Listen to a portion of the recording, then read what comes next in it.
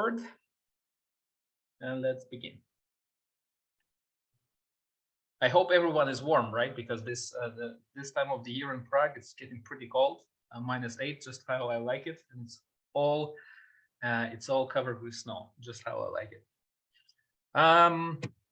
Customization and machine translation. When MT appeared, the neural MT in 2016, at first the response from the language industry has been very cautious, or people were on tenterhooks. They were afraid that this new wave of machine translation, which is surprisingly good, might replace some of them, right? And might become the enemy.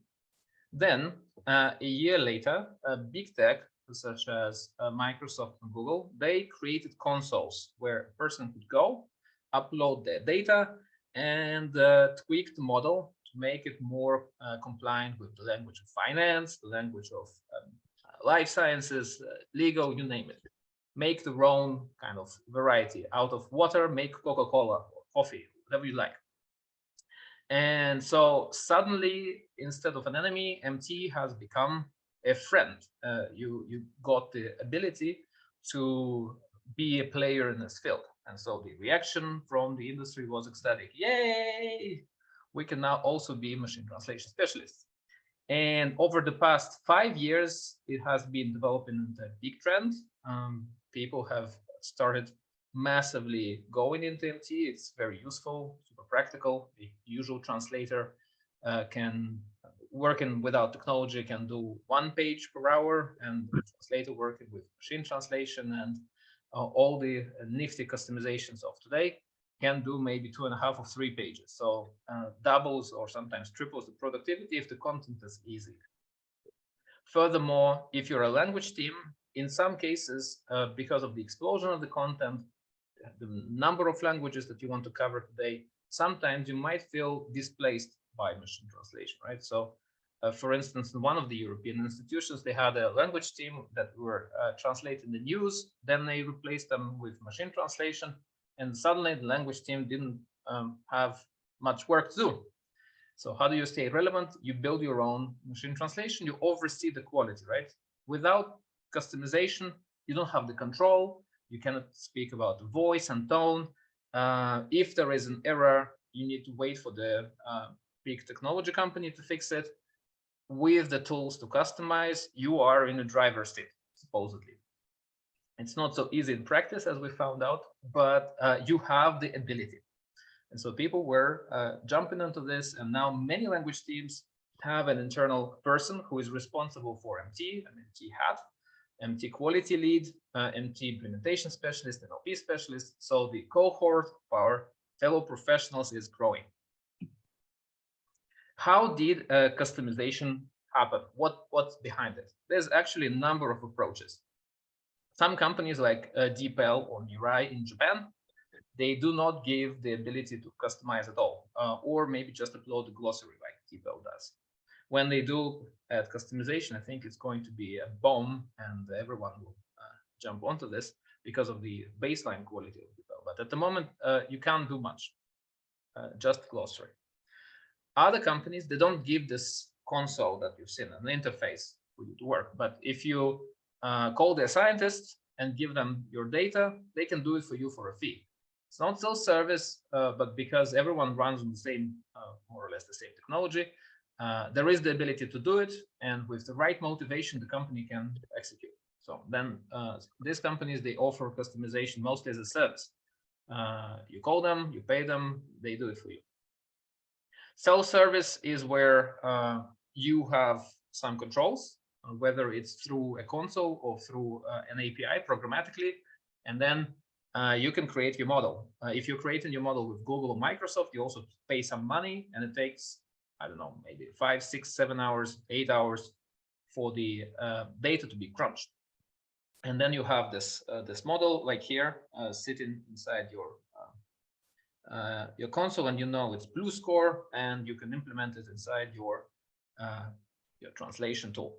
And finally, the latest approach, which has been much discussed at this year's conference of the Association for Machine Translation in Americas, or AMTA, is dynamic adaptation. In this case, you don't train the model, but every time you upload something in the system, it learns from it and it makes some changes in the system using a neural classifier. So it's instantaneous and it's supposed to rid you of embarrassing mistakes that occur again and again. You don't need to do any actions. It happens automatically. So this is the approach that the big tech is now exploring. No need for an engineer. It does it on its own every day, every minute sometimes. All right, so this is clear, right? This is how you can customize, whether with the help of the company or on your own, or using a technology company and then a company like ours to do the work and play with data science. There's more to it. Now, if you're building completely from scratch, it used to be difficult to create your own machine translation engine. These days, if you go to Hugging Face, which is a big community for machine learning engineers, you can download the model. You can download data, the toolkit. You can read up on this, and it doesn't take a scientist. It takes a usual engineer, and they can build machine translation within a short time. Furthermore, the resources that used to be at the disposal of only a select few, like for example, this corpus, which is used to train many baseline machine translation model called Opus. These resources, with this big explosion of the community of ML guys, suddenly they got hundreds of thousands of downloads. So on its own website, per month, there's maybe 15,000 visits to Opus. But on Hugging Face, there's 100,000 downloads per month. So it's much more visibility for resources for builders. And if you look at the models, which are already pre-built and you can use them or download them on Hugging Face, the popular models have millions of downloads. So I think the most popular one was T5, and it had about 1.8 million downloads last month. It's probably students in China who are downloading it so many times for learning purposes. But building machine translation from scratch is much easier than before. So not only people can customize Google, they can also easily go to a online repository, download all the resources they need, and then start tinkering. And indeed, we have been working with some of the organizations this year that have been creating their own MT so that they are not dependent on a big provider.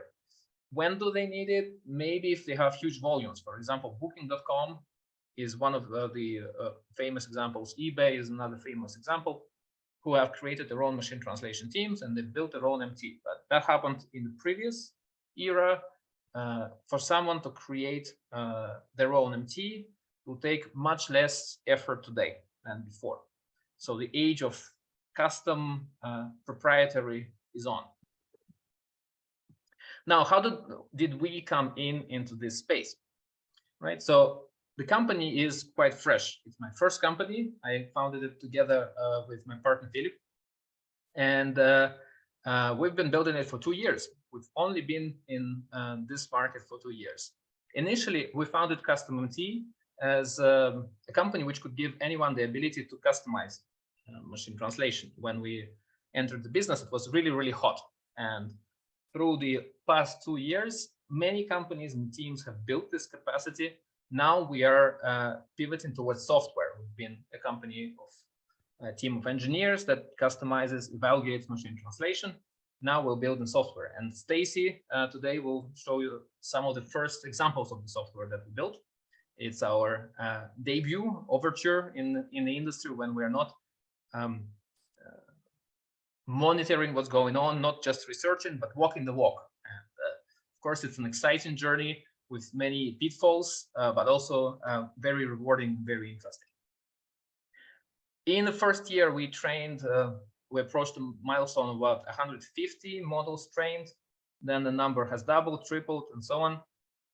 And this year, it has been fewer models, but maybe more software developed. We'll show you later. What kind of projects have we been working on in terms of customization? I will use us as an example because this has been my experience in the past year and 2 years, but you can use it as a template for what others are doing as well. The main project or type of project that we've been working on is to take multiple brands of machine translation, train them all with the same data, and then evaluate them in a two-stage process. First, we would run all kinds of automated metrics. First, it was been Blue, NH-LEPOR, and character F-score. Now we're mostly going with Blue and Comet. They are useful to compare the numbers, but we always rely on the judgment of the linguists that work with machine translation that are internal to this organization, because it's their choice that needs to motivate the selection of the engines, what they prefer, and we collect the feedback in a structured way, either using scoring, error classification, best of 3, and other methods, and then we know which is the best of the best MTs for that organization, and we implement it. And through the process of selecting and evaluating, the language team inside that organization gets to know how is it working with different brands of machine translation, what's best for them. And if they had any resistance before, being involved cures it a little bit and helps the change management, which is a big thing in implementing any technology. You know, when remote interpreting came online, interpreters made a boycott. We don't want remote interpreting. It kills our ears. We have silent breaks now. We don't want to work with you. With subtitling, when machine translation came in, subtitlers said, no, subtitling cannot work with machine translation because it actually it's too creative of a content. It just does a terrible job, and we don't want to be squeezed by machine translation. It's not only our industry. If you look at any technology implementation, people hate change to their job, especially if they have an established position. So a project where they participate in selection and their opinion matters, and they become a part of the AI team which implements that technology, really helps. So in the end, there is this best of the best trained model, best of breed, which we put into the tool that they use, be it TMS or something else. So in the beginning, when we just started, we mostly worked with small businesses that were brave and audacious to work with a startup and to quickly accept our propositions. So we made our errors and wins there, and then moved on to larger businesses and in-house language teams this year, which has been very positive development for the organization. And these companies, these are the language teams that typically work with multiple languages. So we used to train 1 or 2 models for a pilot, and this year it has been 3, 5, 10 languages and so on.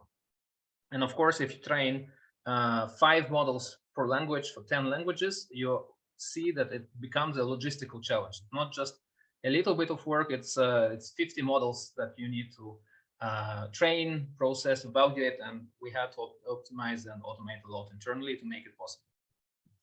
Then, unexpectedly this year, we never wanted to compete with Google, but we had a customer where we trained our own engines using a neural network called Training NMT with the help of a professional team of engineers in Spain. That was really fun, really expensive, a lot of processing power, and we're still evaluating the results. Sometimes the results are terrific, and because we're using the customer's data, it's super close to the human translations. Sometimes if we upload just, you know, conversational stuff, like the stuff you would ask from ChatGPT, the translation is terrible, and we're thinking, oh, how do we explain this?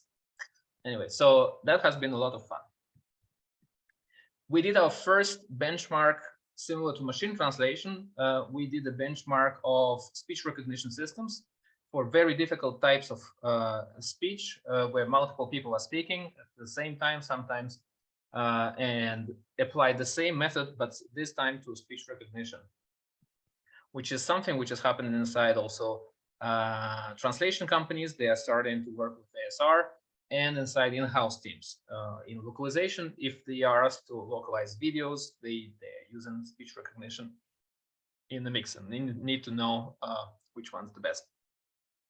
Then, because people who are trained in machine translation and they want to have their own, they also need more data. Sometimes you have a little bit of data, but what if you want a lot and in different languages? Then the cleverest of the LSPs, they start getting the data from the internet, typically from a in-domain source, such as a stock exchange publication, maybe legal publication, and so on.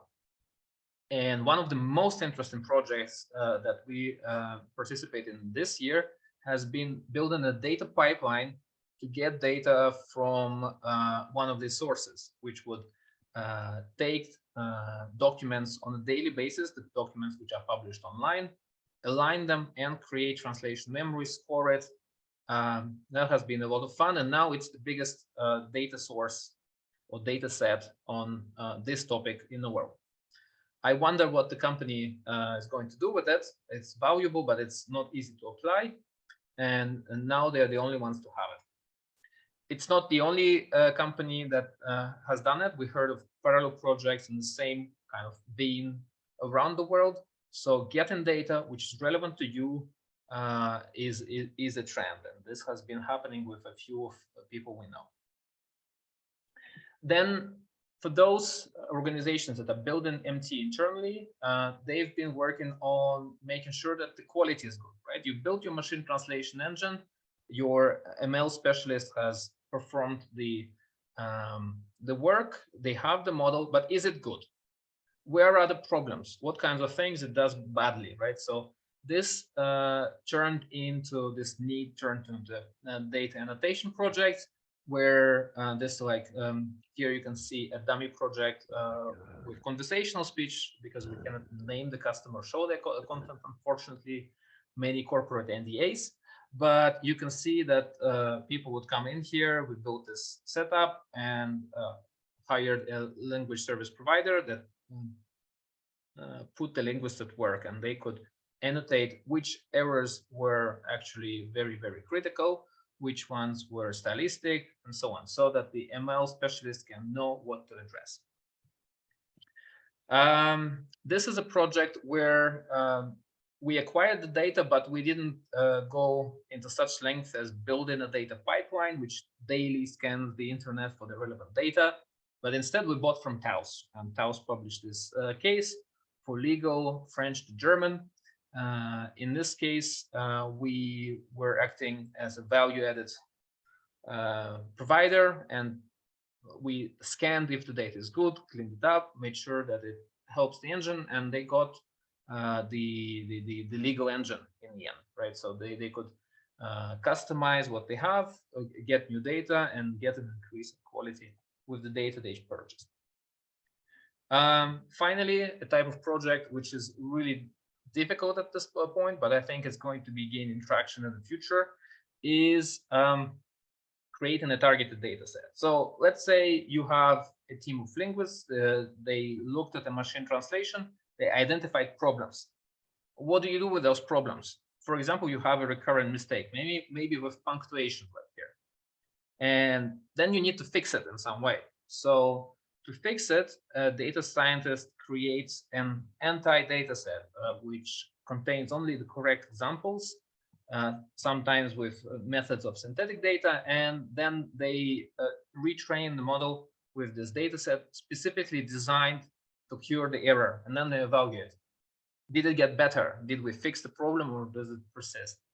And so this kind of tweaking, optimizing, and removing errors from the model, I think it's going to grow, because people want their own models that they own, that they kind of put their name on, and they want these models to be perfect. Or if not perfect, it's really, really good. So this type of projects have been gaining traction. And as I said in the very beginning, from just comparing 5 trained models to each other, we're going into this more nuanced projects where we address specific needs. Now, I think it's demo time, and I'll drink more tea while Stacy shows you the system that we are starting to build. Stacy, the floor is yours. Thank you. Do you want me to show both platform and TMX Cleaner, or do you want me to start with the TMX Cleaner demo? Let's do a quick overview. We're not going into a very detailed demo today, maybe 5 minutes max, to show in which direction we're thinking and what we think is useful for MT people inside of language teams. I'll stop sharing. Absolutely. Okay, beautiful. Let me share my screen then. Okay, so I prepared to show you translation memory cleaning tool first, but let me do a brief overview of the platform because I think that's important. So that's the platform that we've built. Basically what you get the API connection wherever you need to. So as an example, I have a Trados connector, but basically this is where you generate your API key and you can input that in whatever system you need to. We do have a bunch of different engines available for you. So once you get our API, our platform is going to route different translations, different engines that you choose. So everything that you see here, these are stock engines for now. So these are the default engines that you could choose for your translation needs. However, the most interesting part is this one. And you can see that I'm a very avid translator with a bunch of custom engines, obviously, you know, just kidding. So if you do have your custom translation engines and you want to add them, it's very simple. You have to have your credentials, obviously. So let's say I have a Google custom engine, so you will probably know all the different credentials that you need for it. And you know, once you input them and save, then you're good to go and you get to use your custom engines throughout tool as well. The idea here is that let's say you have a system which only supports a few machine translation models or brands. In MemSource, MemoQ, SmartLink, you now have many. But what if you have a special tool, a custom built, or maybe not even a translation tool, a CMS, and you want to have the variety and the nuance approach with your own models pushed into that tool?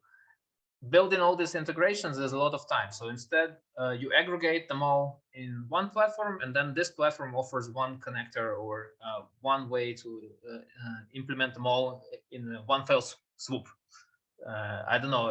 I'm saying one ring to rule them all too often, so I apologize for that. Stacy. Absolutely. I'll probably fly on the what the bet was, Eagles. I'll fly my Eagles to the next spot. Okay, perfect. Just a quick overview. This is the tool that we're very proud of. We actually we support DeepL glossary for you, which is, you know, what a lot of people are asking about. You can create your DeepL glossary throughout our platform and customize it in that way. And then next thing, you get templates. You choose, I don't know, have a default template, but you could. So you choose which engines you want for each translation. If you have your custom engines, it is also going to be reflected. And then you can create, you know, your own system. So whichever language pair you have, whichever domain, you choose what engines you want to use for it. And as Konstantin said, that's it, you're good to go. And it's going to be very easy for you to choose which translations you would like to use in your main connection. So for TMX tools, any other CMS. So this was the aggregator. Let's don't forget the statistics that you can measure how much you spend across this platform, but it allows you to use different brands for different languages, especially in a tool which is not built for translation. If we go, thank you. Yeah. Sorry, I'm interrupting you too many times. Okay. Yeah. Statistics very important. Don't forget to mention you will see all your usage, so it's very easy for you to track how much you spent, how much you translated. Now, the part that I actually prepared for you, a very cool demonstration today. This is the tool that we've built, which we call Translation Manager, Translation Memory Manager. And initially, we built it to increase translation memory reuse in your TMS tools, and also to prepare the data for potential engine training if you'd like to do that. So what does this tool do? You upload your file, and let me do this with you, so it's interesting for both of us. Oh, sorry, for everybody. I think I have English to German. Okay, so you choose whichever languages you have in your file. You upload your file right here, which I just did. So I have English, German, test file, save. And then this is where the magic happens. So the tool is designed to be very easy and very detailed at the same time. Let's say that you've already been using it for a long time. You don't want to go through all the filters that we've built. So for that case, you do have presets right here. I have basic one chosen. What does that mean? If you click this button right here, filters, you'll see what goes inside your cleaning. So we have about, I think, 30 different filters, which are neuron filters. We also have pre-trained models. We have regular expressions. So all that research, all that development goes into these boxes. So for each filter that we do have a little question mark so you can see what it does. And you can decide whether you want to choose them for your cleaning or whether you don't want that. So this helps us to achieve a very high level of customization and to work with your particular data. So you can play around with that. We're releasing the tool to the public pretty soon. So if you let's do want to test it launch out, the cleaning, and I'll explain the use case for this. So this is the first step perfect. in making the training of the models by yourself, right? So that you don't need to go to each individual console. You press a button, train the model, and you can do it with a button inside an interface. You want only clean data to go into the training. So the first step is to clean it. And now Anastasia has cleaned a translation memory out of duplicates, corrupted segments, maybe fixed some spelling errors, and so on. You've seen about 30 filters. So once this file is complete, at the moment you can just download it, but the next step is that you press the button, select the number of brands, and then you train your models, which will sit inside the same console. So this is the beginning. We're still a very small company, a startup, but you can see where it's going. Any person, a language project manager, would be able to customize the model very easily, not of just one brand, but of different brands, whatever they prefer, and have this model sit in one API, which they can then put into their system. Stacey, I think we can conclude with the demo, and I'll keep on with the presentation, if you don't mind. Absolutely. No, absolutely. Thank you. Thank you very much for the presentation, for the demo. So this was about us. I'll push on with the trends and benchmarks. Yes, before we leave, now this API is integrated into Trados, is our first tool. So any MT model in Trados. And the second one, which we're launching, will be an e-commerce system called Shopware.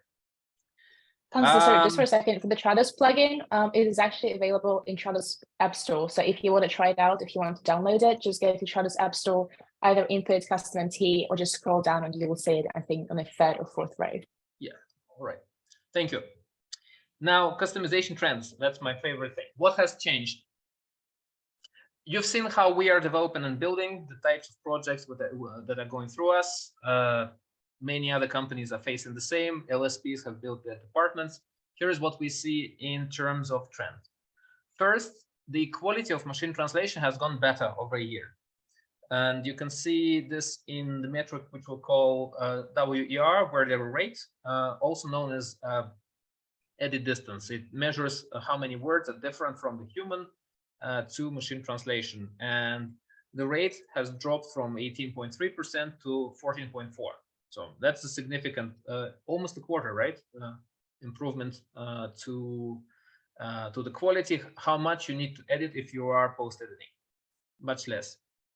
However, we also saw that the gains in quality, which we measure in a different way, in blue points, have been smaller by 10%. So what I see here is that the baseline quality of different brands has increased. They got more data from different domains. So when you're adding your own data, you gain a little bit less this year, and this might continue. It's still very significant, the gain that you get from training, especially if you compare different models, but there is an erosion of the gains from training. However, the overall quality is better and better. Now, this shows how the relationship between dataset size and the gains. In 2021, we had big success with datasets between 1 million and 3 million words, or 100 and 300,000 segments, and then the next great milestone was above 300 to 500. Right, so sometimes the model gains a lot, sometimes it doesn't get anything, and sometimes it gets even worse than before you trained. In this year, we saw similar things. We saw that the best gains were in 300 to 500,000 segments, sentences. Sorry, it's an evening here in Prague. And when we work with the biggest badass data sets, the gains were kind of low. Still significant, but not as much as those. I guess this depends really on how specialized is the data set that has been uploaded, right? So if it's a very, very nuanced and specialist area, like inside life sciences, maybe dentistry has a special language and it has terminology and stuff. So it really adds to what the engine already has. But if it's a popular area already covered by many customers, many organizations, and so the data set is huge, then it is highly probable that the Googles and the Microsofts and the Amazons of this world already have some of this data. So when you pour even a large data set in the same area, it's probably already something that they already trained on, and your gains will not be so significant. That's how I explain the charts. You can also say it's completely random. Now, in terms of models that won, we don't select the brands which win in our tests. It's the customer linguists that do, right? So we don't say, oh, your best MT is Google. It has to be something coming from the team. So this is a ranking. I wanted to show you here the percentages, but then I realized that some of the providers would not like us publishing exact statistics. So I just give you a quick ranking without the data. The most successful this year in terms of brands working with us was MT. They won most, almost 40% of the test where they participated, followed by Google. Usually it's Google, which is #1 in trained models, but this year we saw MT from Italy doing great strides in our tests. Maybe someone else has a different experience, but with us it was this way. DeepL was surprisingly not the first in statistics. However, as we looked on and on, by the second half of the year, something has occurred, and DeepL models, even not trained with customer data, started winning more and more and more tests. And in the past few months, we really saw the rise of DeepL. If we look at the detailed error classification on the models, what kind of errors they do, if you look at DeepL, typically it has fewest errors on accuracy, fewest critical errors. It's very, very fluent. And the linguists have been saying that the errors come from terminology, which is something you can sometimes fix with glossary, sometimes you cannot. You can see how DeepL seems like a safer choice in many situations. And this, I think, is a threat, customization. If there is a baseline model, a vanilla stock model, which you don't need to customize, but it's already more accurate than trained models, then why train? So we're monitoring the situation. And this leap in quality in DeepL has been also reflected in the money. A few years back, I estimated their revenue at about $20 million when they raised the round to grow. But this year, there has been unofficial, not announced officially, a potential round, which brings them to a $1 billion valuation, which suggests that they already have 40 or 50 in sales. So whereas C-Strand has been growing like about 10%, 15% a year, which is a very healthy rate for a software company, especially with 40 years of history, DeepL suddenly made the leap. And so this is something which is very interesting, and well done, DeepL. Let's see if it kills the business of customization altogether.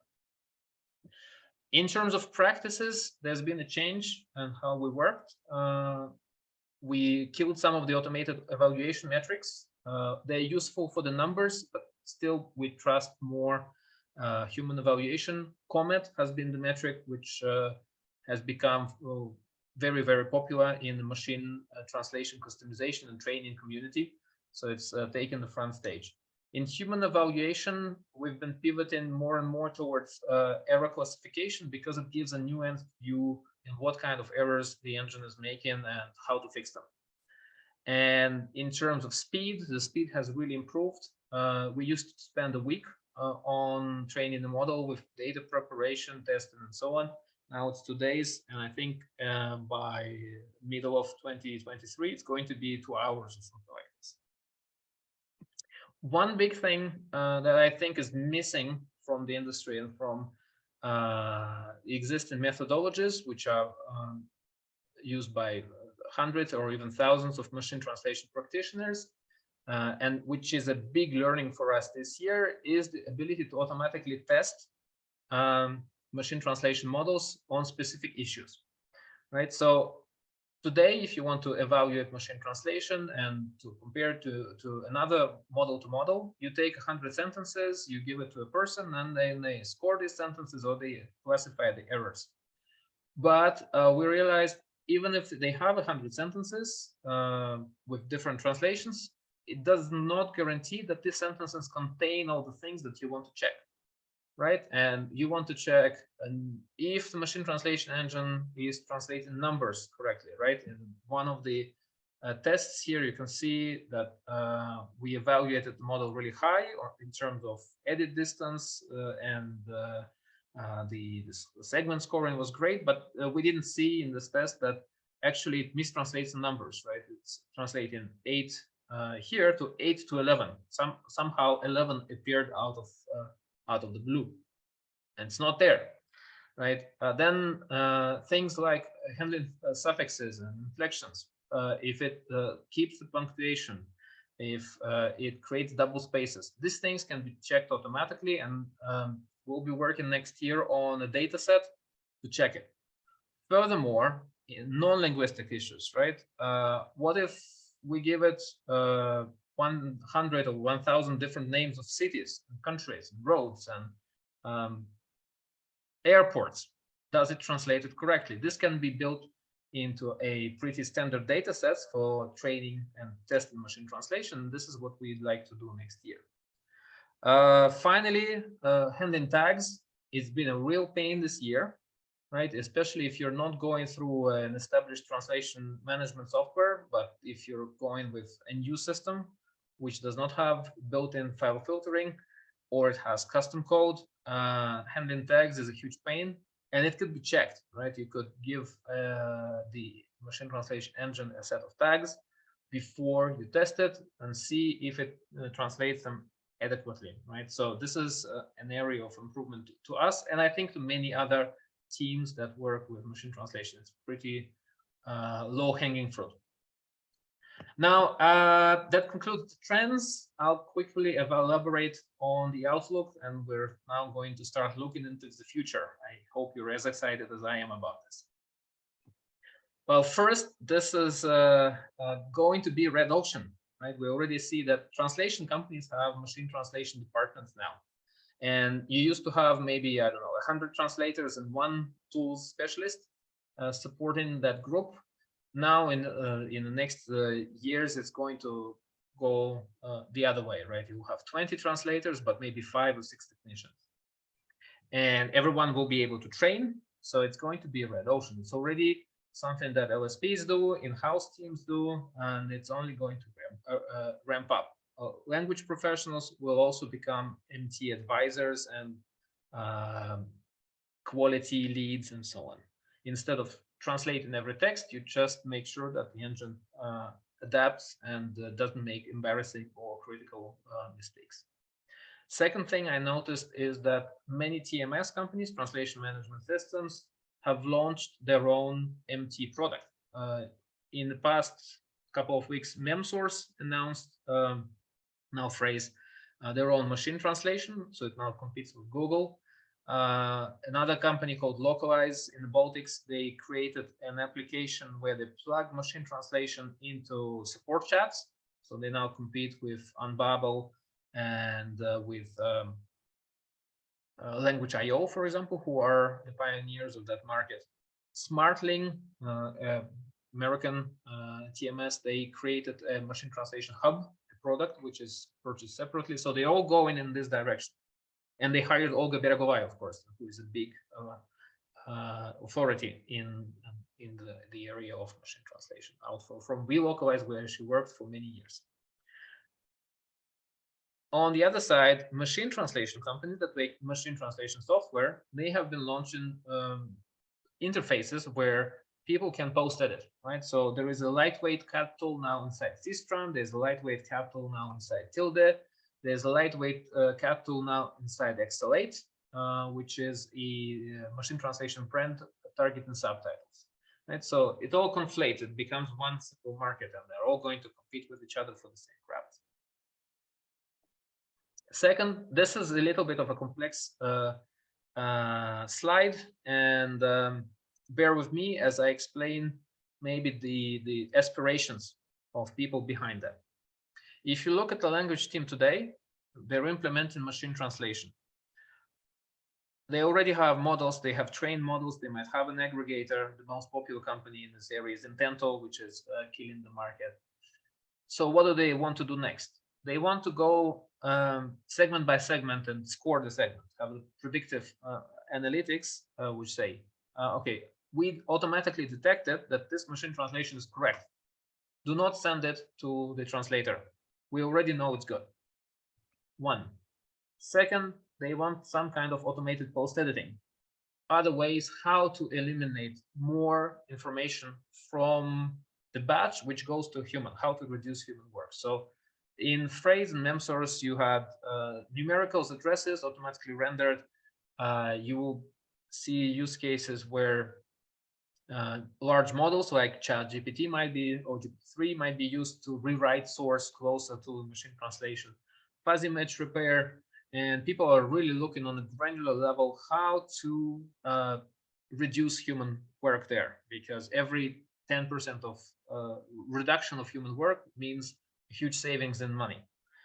Machine translation is still 1 or 2% of the human translation market, right? So there's still a lot of human work which could be disrupted, and automated post-editing things and gimmicks and technologies and innovations, they'll be targeted in this area, so that you have pre-processing, post-processing of machine translation, and then in the end you send less to the human.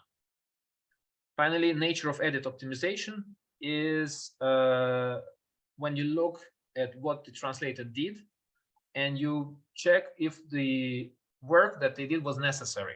Sometimes people over edit, sometimes they under edit. What kind of changes did your translator do? What kind of evaluation did they give?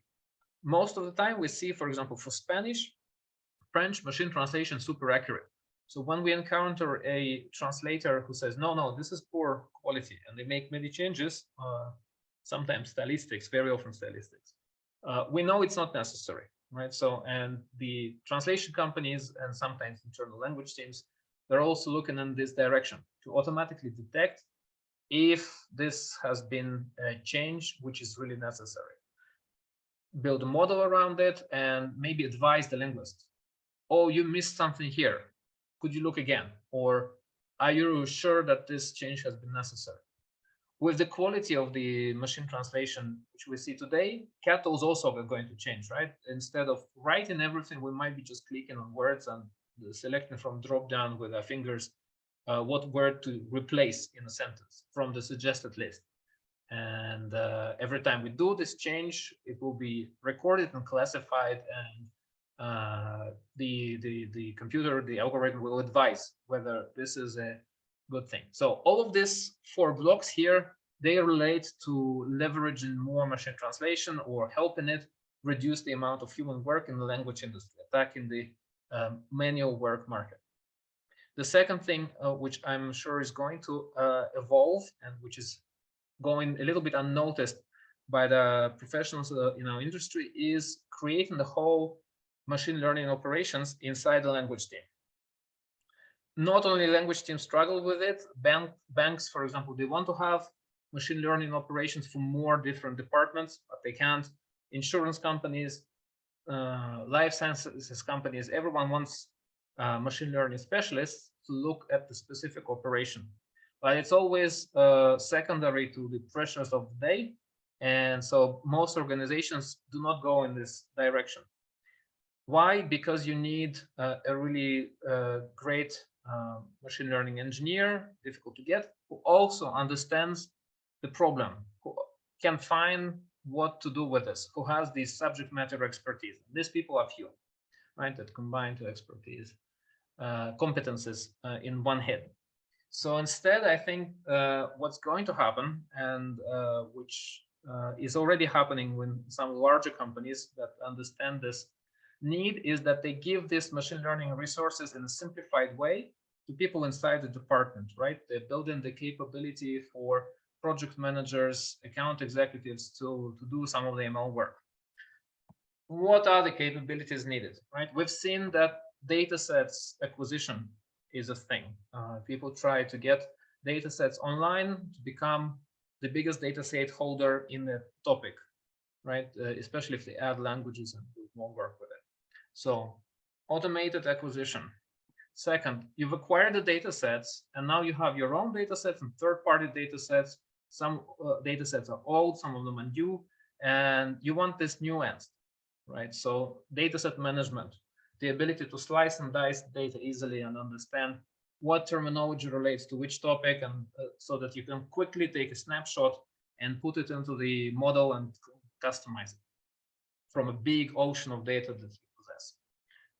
Three, now you've put many models at your disposal. Today you have maybe 2 or 3 per company or organization, especially if it's a small organization, but tomorrow you might have 100 or 50. So then the ability to monitor what's going on, take care of these models, watch them grow, fix something when red flags are thrown. So model management capability will be necessary. And finally, something to easily chain them together and run them, so that you don't need to write code, you can do it at a click. You can see how this becomes a whole block of operations inside the company, right? It's not just like a today's easy need, but it could be like a recurrent need for the future. Today you do translations, more video comes in, and you chain speech recognition, machine translation, and synthetic voice, right? And you can do it on one platform. So this, I think, is going to be a big area of improvement and development in the next year or 2. I've arrived at the end of my presentation. I'll just give you a couple more ideas to end the day with.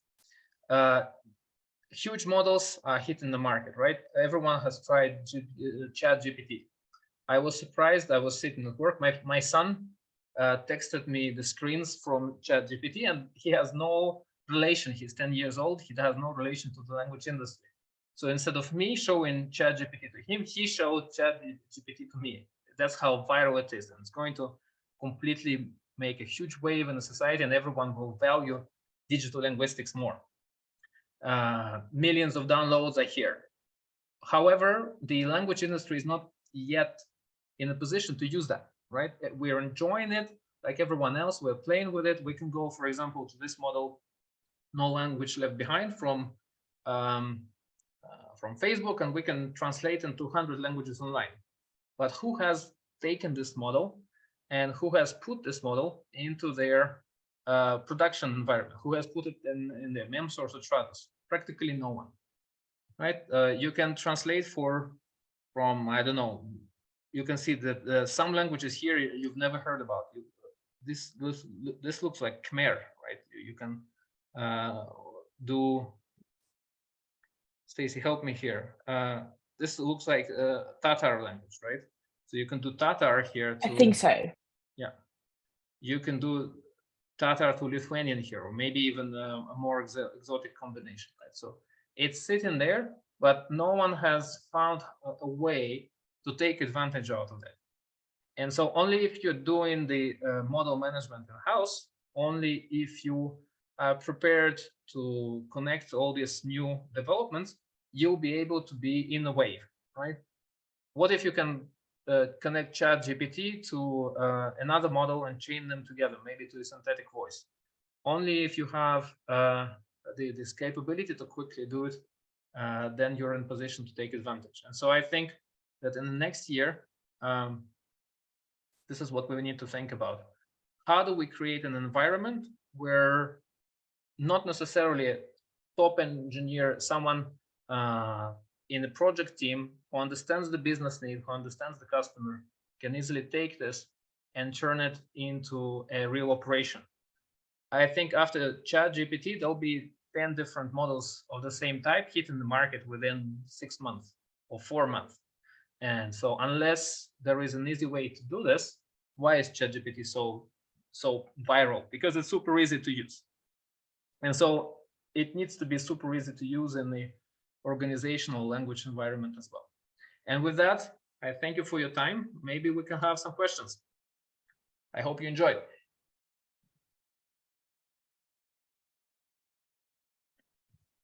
So I invite you to maybe open up your camera and microphone if you have a question, or write it in the chat. And Anastasia and I will do our best to comment or to answer. Or maybe if you have some addition or your own perspective on customization, please take the floor. All right, I see the first question from Silvio Piscini. Silvio is asking, are you creating synthetic data? Let's say I have a list of colors and a sentence like, I bought a blue shirt. Would you create variations in other color? Is it, how would it work? Now, synthetic data. I think that's the follow-up for the first question. So Silvio was asking whether we were offering crawling or parallel data as a service. I see. And I said that we So did. it's a follow-up. Yeah. So we are not yet creating synthetic data, but it's a real trend and we're looking at it.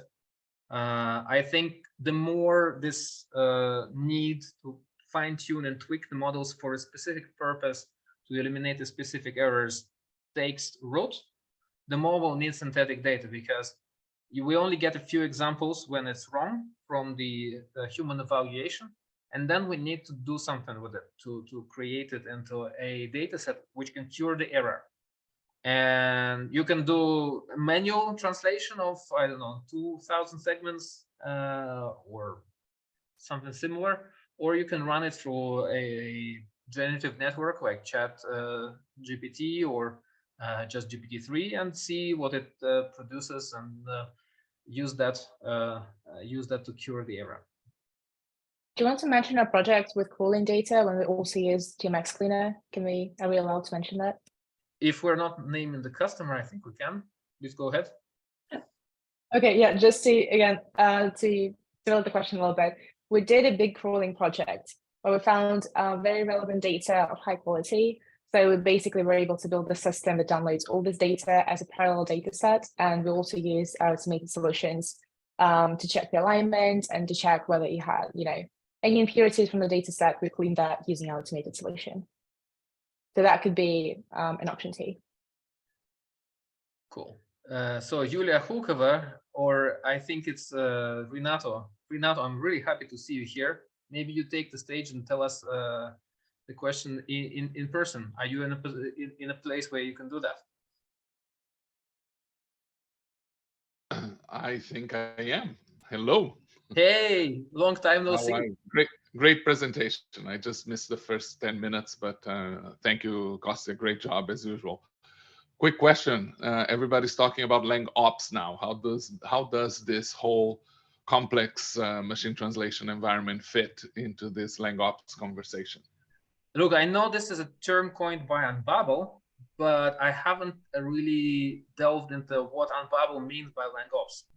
So if you could define what LangOps is, maybe it's a very same idea which I have been presenting today: machine learning operation inside language teams. Well, it's I strongly recommend. Oh, I don't have one here. I'm missing an opportunity to do some merchandising. Multilingual magazine has an issue only about LangOps, but it's an initiative. There is a LangOps manifesto. I don't want to read my my article on the magazine. You can get it I for will do it free for you. on online. But it's a movement. It's a conversation. I have opinions. I was wondering what was yours. I don't want to influence anybody. But it's essentially an exercise in trying to consolidate all the localization. It's a new attempt to change the name of localization into LangOps, which would be a more complex approach inside the enterprise. And there is a manifesto, and there is a whole movement around that. It sounds So it's very being led similar. by I think Babel, Jochen Hummel, and Britta Agard. They're spearheading this. these are some heavyweights in the translation industry on language. Exactly. So this is why we need your input. I think it's very, very similar. I'll take upon myself to look it up and maybe write a LinkedIn post about it. I think you should. Thank you. All We right. have another question there. Go ahead.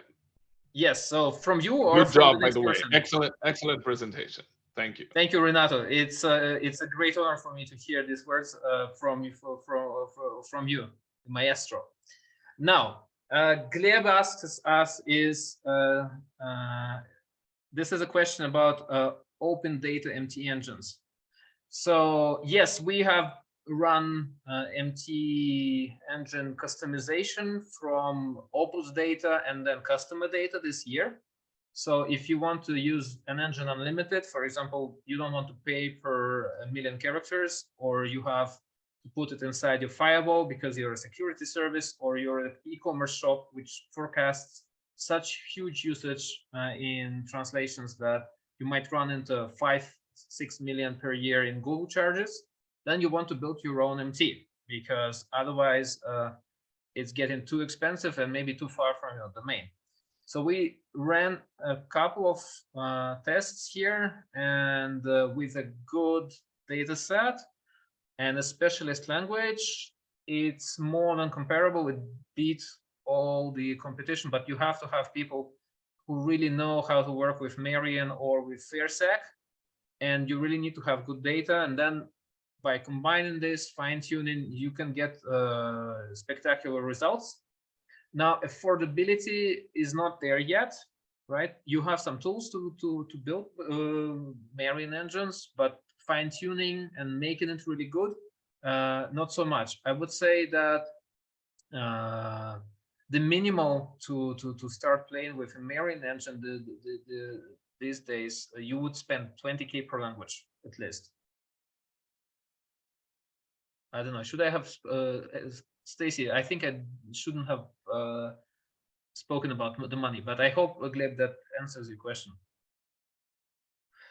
The next question is also from Gleb, and looks like we're running out of time, but I'll take this one. Evaluation of MT engines. Human evaluations and automated metrics like Blue. How do I combine them all? Not much the data correlation between two approaches as far as I know. Indeed, we saw human and Blue agree in 60% of the cases. So just slightly above 50%. So we would say agree or not agree. And we use Blue and Comet to see how the model improved from one retraining attempt to the other. We use it to filter away the systems with very low scores, and then the real choice is done by having human experts look at it. Right? We trust the judgment of the linguist on the buy side. And the Blue and the Comet scores are simply informing us, and they're powering all the colorful charts that go to the management. Awesome. Well, thank you very much. I hope you enjoyed today. Take care. I wish you a very happy holidays, and a very productive 2023. Let it be better than 2022. Ciao. I'll see you next time. Thank you, everyone. Thank you, Stacy.